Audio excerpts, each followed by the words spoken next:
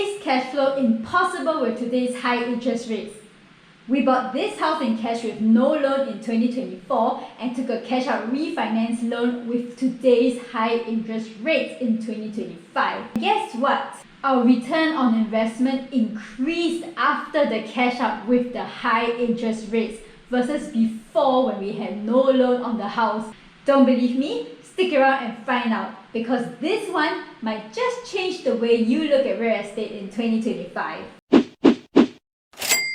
So let's rewind back to July 2024. We came across this 3-bedroom, 1-bathroom house listed for $160,000.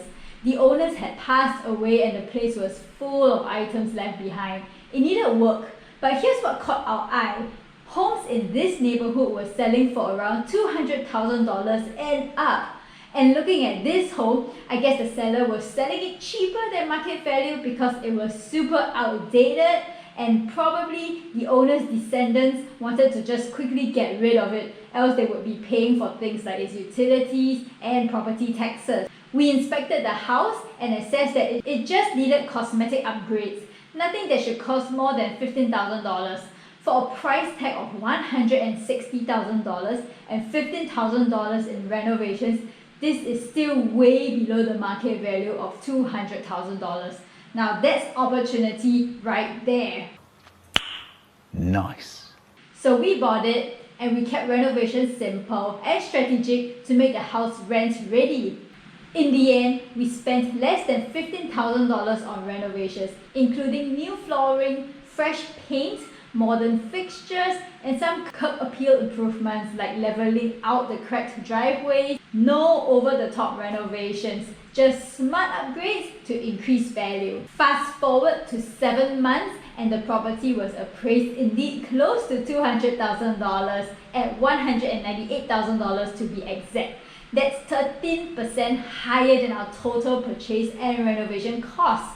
That's appreciation in action.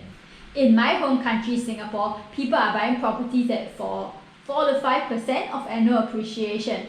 But in the US, we are able to buy undervalued deals from distressed sellers to create forced appreciation. So what do we do next? Do we sell? Cash out the profit? Hey, no, never.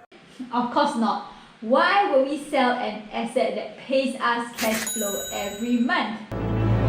Thumbs up! So this is what we did. It is the same thing that we do over and over for all our properties.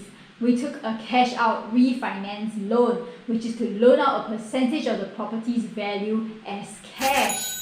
Yes, foreigners can take property loans in the US, and in fact the US is the only country that offers 30-year fixed rate loans, which is a huge advantage for us investing in the US. Now here's where things get interesting.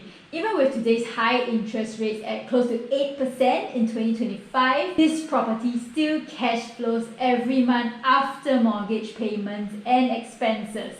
Here is the breakdown. Rent is at $1,800 a month, mortgage is at $1,050 a month, insurance and taxes are at $220 a month, property management fees at $70 a month, and we always slap on a repair buffer of 10% at $180. That still leaves $280 per month in positive cash flow, even after accounting for repair buffers and the high mortgage. And here's the most interesting part.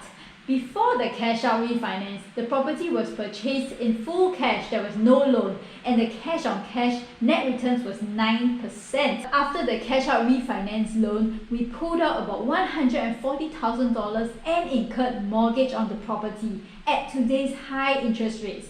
But now we have only around $35,000 of capital left in the deal, and our cash on cash net return increased to 13%. That's a solid return even in today's market. So what's the lesson here? Don't look at just interest rates. Look at the entire picture. If you buy undervalued, you create instant equity. If you renovate smart, you increase value without overspending.